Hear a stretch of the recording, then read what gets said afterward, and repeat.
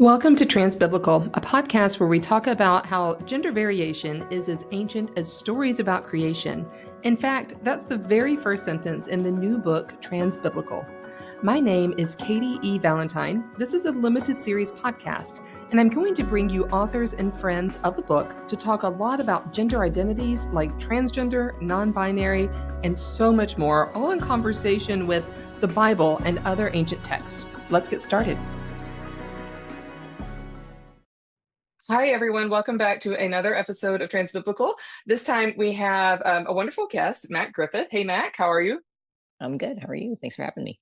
Yeah, I'm so excited. And Mack is a reader rather than one of the authors of Transbiblical, and a very soon-to-be Dr. Mack Griffith. So working on finishing up your PhD in New Testament. So sending you all of the everything. Thank you. Yes, as you're working on that. So just tell us, let's start off. Tell us a little bit about who you are, where you are, what you do, that kind of thing. Yeah, thanks. I'm Mack Griffith. I am finishing up a PhD in New Testament at actually MF Norwegian School of Theology, Religion, and Society. I work remotely there. I'm located in the Bay Area in California, and I work at one of the GTU schools. So I spend all of my time around theologians and Bible nerds, which brings me a lot of joy and really helps with the dissertation process. Yes, and also brings you to reading Transbiblical. So yeah, well, tell us a little bit, like, what's your initial take on Transbiblical, and how does this fit into your work?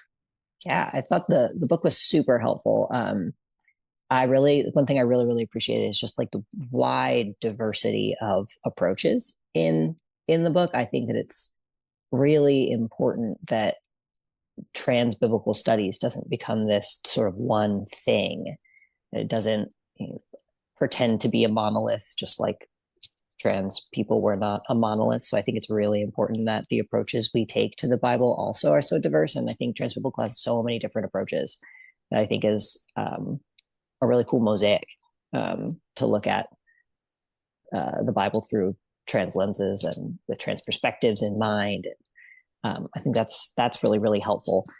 For my own work, Joy Layden's chapter on Beyond the Trans Cis Binary was incredibly helpful, because helping me find words for what I'm also trying to do, of trying to look at trans experiences a little broader and be able to make it a little bit more accessible for cis folks to not even just empathize, but be able to put themselves into an experience and realize that we're not some sort of unknowable aliens. Right. Okay. So in your own work, so tell us a little bit about your scholarship, because when you told me what you're doing, it was really interesting, and we didn't get too into it because I wanted to be surprised when we talked.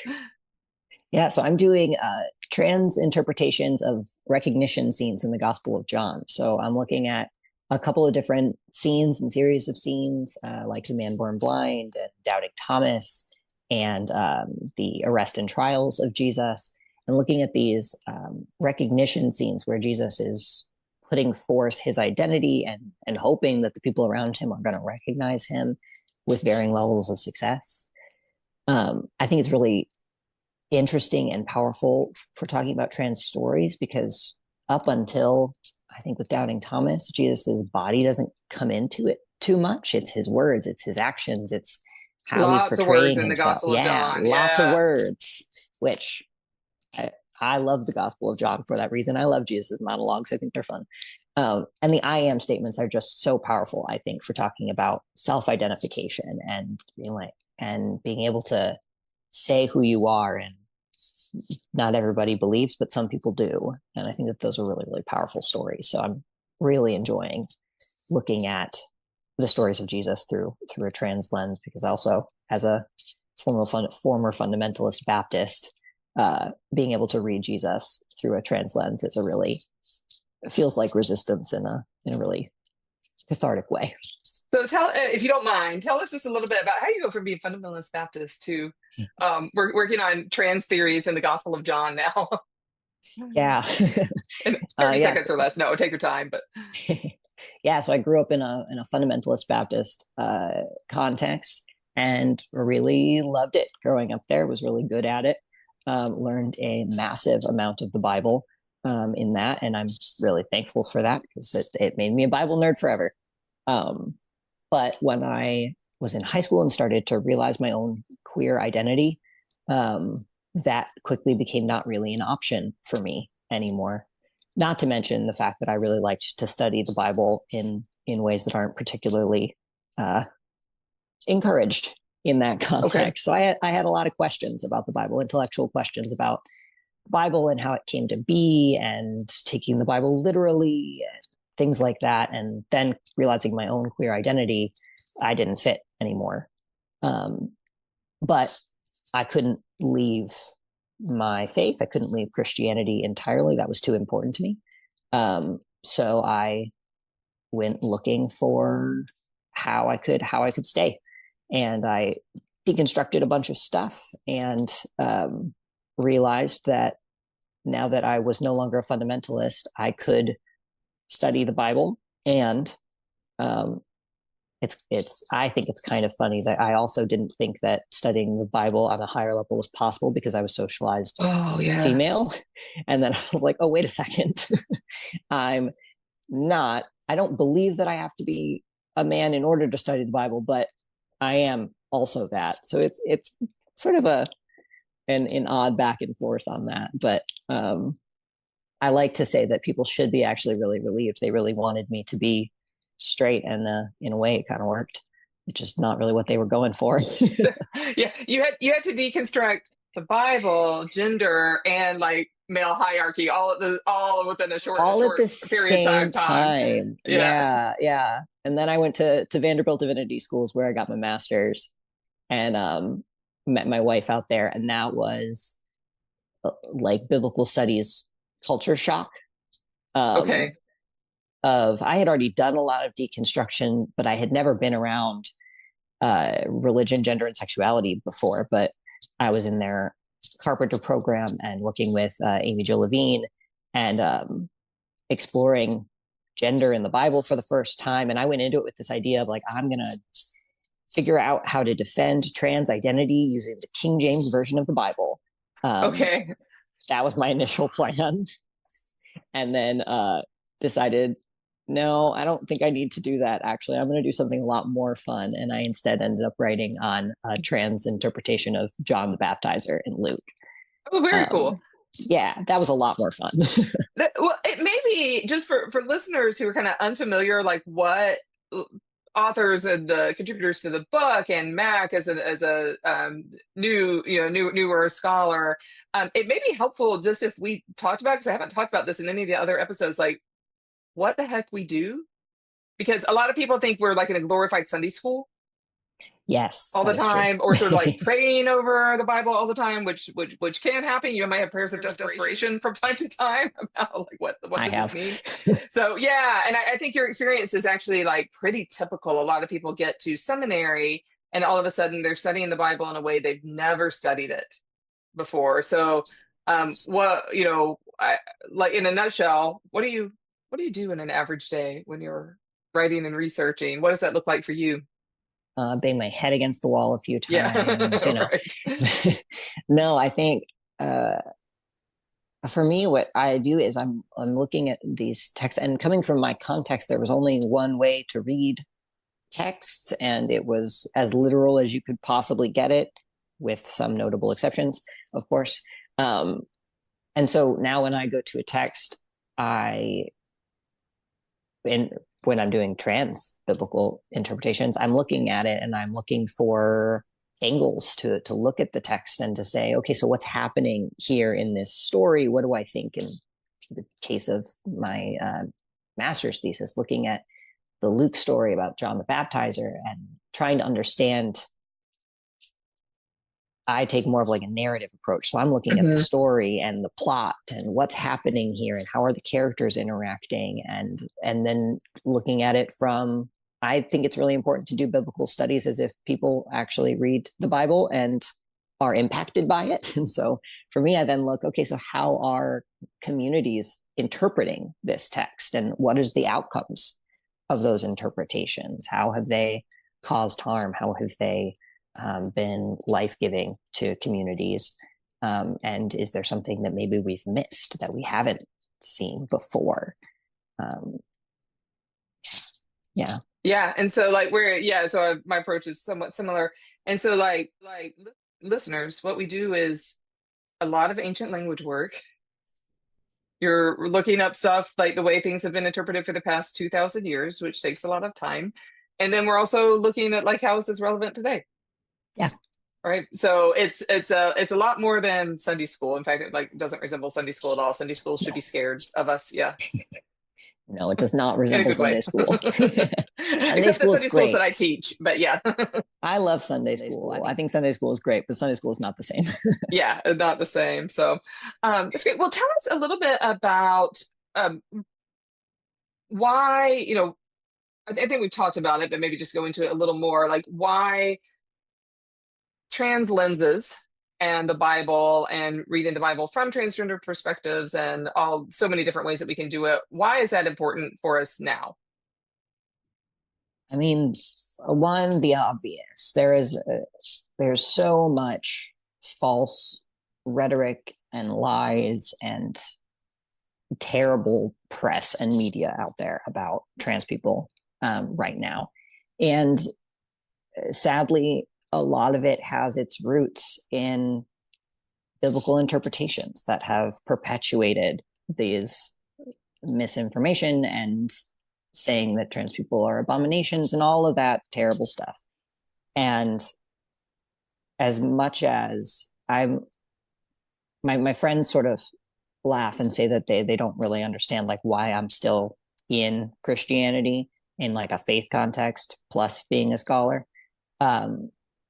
But there's Vanessa Sheridan wrote in Crossing Over that it's so important that like we know that the Bible is our book too. And I think that becomes ever more important when the Bible gets weaponized so much against a group of people.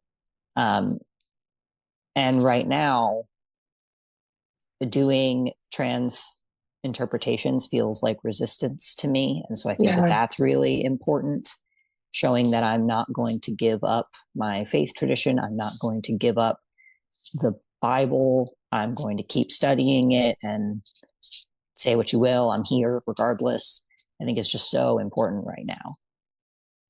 And it's really important to show that we're real people, that we belong in these spaces, and we're going to keep taking more space. Yeah. So yeah, all of that resonates with me really, really strongly. And I'm curious, what of the chapters, did you find helpful for doing all of this kind of work and getting into there? And of course, we're going to be reading yours, yours really soon too, which I'm really excited about. Yeah, Joy Layden's chapter and Justin Tanis's chapter were, I think, the most helpful for me. One on on more of my personal level. Justin Tanis's chapter was on the good Samaritan. Yeah, I said the good neighbor, which I mean also works, but it works. Yeah, it was so powerful, and I'd heard similar readings before, and the way that he describes the Samaritan as being this other, the most hated person we could come up with, is so powerful. And I particularly love at the end where he then flips it and says, okay, but from the other side, from the trans person perspective, what would it be like if on the side of the road the red hat wearing, American flag toting, Confederate flag toting person is there and shows kindness? And that part is, I think, for myself as a trans reader, even more important, I think, because I will never think of a trans woman as being, this enemy, this other. right. But for me, being able to thinking about the ultra conservative MAGA Republican is a lot harder, especially because that's more of the context I came from. And so I think it's really important to continue to find ways to humanize all of us, is really important. And I think that reading does such a good job of that. Um, Well, and and then, Justin yeah, reminded me too, like how we're so used to reading and hearing the Good Samaritan, like almost as a like little moral lesson for children, which is fine. But like, let's be nice to other people. But it's actually a very, very radical story. And yes, because it's so beloved, it has kind of lost its shine with that a little bit. This is gonna feel a little off track, but earlier today, I watched the new Netflix documentary. I think it's called like Quilt, and it's on men in a maximum security prison, I think in Missouri, who make quilts for foster children in their community.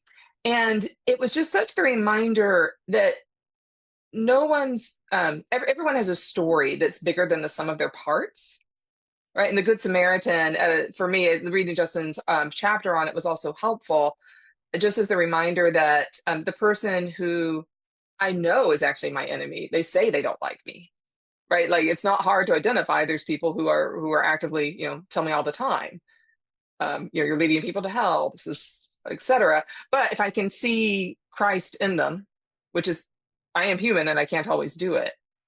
But then I understand the Good Samaritan. yeah, yeah, yep. Yeah, and I it's think not easy. Yeah. no, definitely not. And I think that it's so.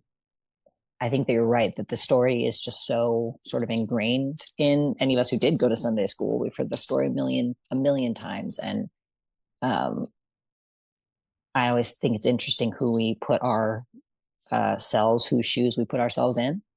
Yeah. Um, and so it's interesting because I had never, I don't think ever, had thought to put myself in the shoes of the man on the side of the road. I had always been thinking of the three passersby and which one am Hmm. I being?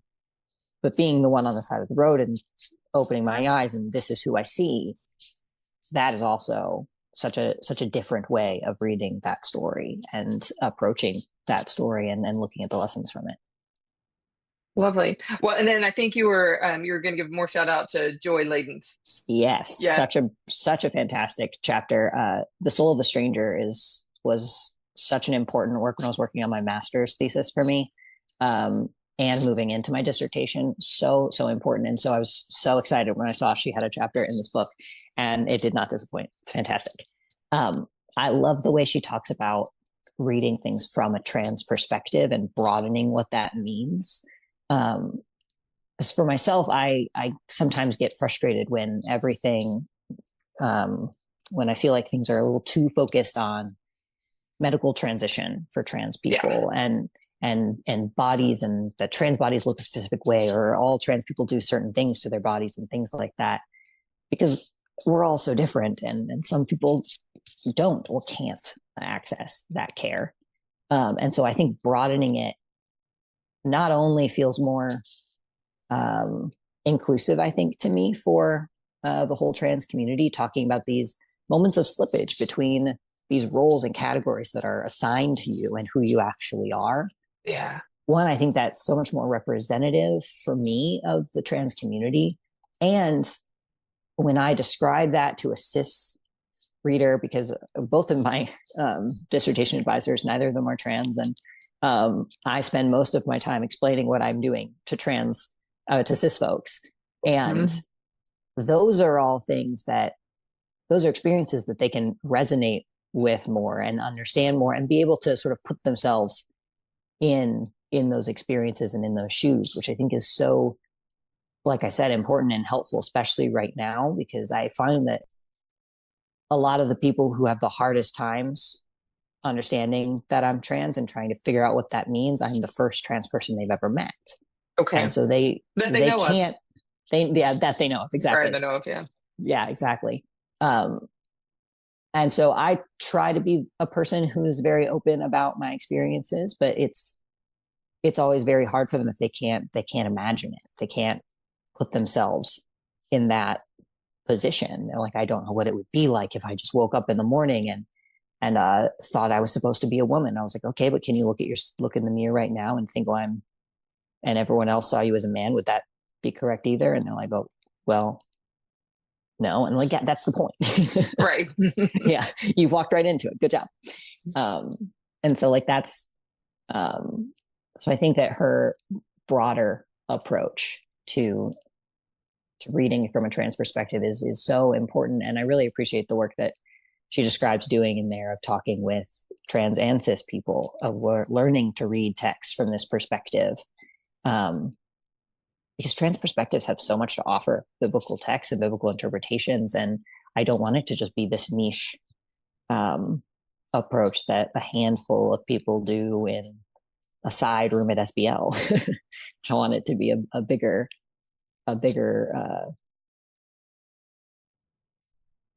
what word am I even looking for?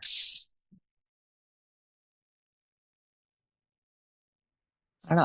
I want more people to be aware of it, and I want people to be able to benefit from the experiences of all of our interpretive approaches, trans folks included. And I'm thinking back to, what you were saying, that when you were first identifying as queer, and you couldn't, I don't remember your exact words, but you said something along the lines of you couldn't really leave. I don't know if it was your faith or Christianity or Jesus or whatever that All was. of the above. Yeah, okay, behind for you. And although I'm not trans, I've had such the same experience where every time I've tried to leave, and I have tried, there's something that calls me back. Right? There's something that calls me back. And I finally, I think a lot of my clients actually begin as Christians, and by the time we end up working together, they're like, I'm not sure I can identify as Christian anymore, which is not my intent at all. That's their journey, not my journey. But the reason they don't want to is not because of Jesus, not because they're too inclusive. It's because of the way other Christians act, and the co-opting that's happened.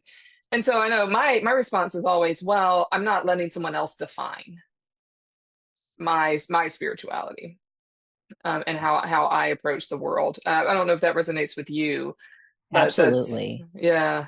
I get asked this pretty often of like, why are you still here? And one, I can't fully articulate why.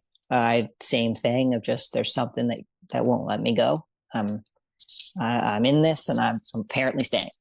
And then, yeah, the fact of I'm not going to let someone take my Bible away from me, or tell me that universally they know for certain that the Bible condemns who I am. Yeah, or that you're not in it. Yeah, I love to just respond with and where did you find that? I'd love to talk about that with you. That's why I think that for me, I think the story that resonated the most with me as I was starting to find myself in the Bible again is the story of John the Baptist, because when he's born, he's not what they're expecting him to be, from his name to what he's going to do with his life. His whole community is scared, and they say, what will this child become? And I like to think that that's what everybody said when I came out at my fundamentalist church and decided to start studying the Bible professionally. I imagine a lot of people are like, what will this child become? And that feels like a really powerful trans moment for me in that story. That's amazing. I haven't given much attention to John the Baptist, so I can't wait to read more. I'll have to get a hold of your master's thesis and see what I'm missing now. This is all so amazing. Well, so you're almost finished with doctoral work, and where can people find you? Like, what kinds of things are you doing? Are you on socials? Do you want people to find you? I can be found on socials. You'll find me under Mack Griffith on socials. Feel free to find me. As long as you're nice, be nice. But Yeah. Yeah, and I'm working on a few different things. If you're also a Bible geek and will be at conferences, then you'll find me at the International SBL meeting. I'm presenting 2 papers there. Oh, great. And I will also be at SBL this coming year in November. 2 papers there as well. So I'll hopefully get some of those published soon in the future as well.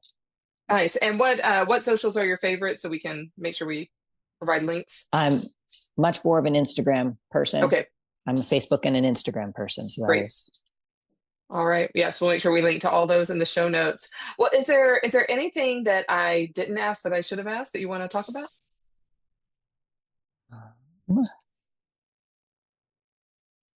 I don't think so. I'm just really appreciative of you guys doing this work. I know when I heard about this book, I don't even know, like two years ago, a year and a half It's been a ago. long time coming. Yeah, Yeah. I heard about it for the first time, and I've been like following everything on social media since I heard about it the first time. So I'm so excited Oh, it's finally here, and I really enjoyed it, and I'm excited to see what's coming next. yeah. Thank you so much for And that. We're excited to see what comes is coming up too. And I've said before, this we began this formally in 2019, and if we were starting it formally now, it would be a really different book because there's so many more people that are now out and very visible. So it's really exciting. So I just can't wait to see the further. I can't wait for this book to become outdated. Yes. Right, with new research like that would be the ultimate compliment actually to the book. Which No, is I won't say outdated. It'll become a classic. yes, A it's such a classic, weird thing yes. to write something you're like, I'm so excited when this is not the newest thing. We're moving Yes. so quickly. And that's Yeah. a weird way to look at it, but I agree. It's gonna be but it's gonna hold up too. So Yeah. So thank you so much for being here and for reading and participating and doing your work. And I can't wait, and we'll make sure we get this out to everyone. So we'll see you next time. great. Thank you so much. I hope you're really loving this episode and getting to know Mac. If you love the podcast, of course, subscribe and leave us comments about what is resonating with you. There's lots of show notes below with links on where you can find Mac, on where you can listen, and different ways that you can support the podcast, including buying the book. Live your best life, and we will see you in the next episode.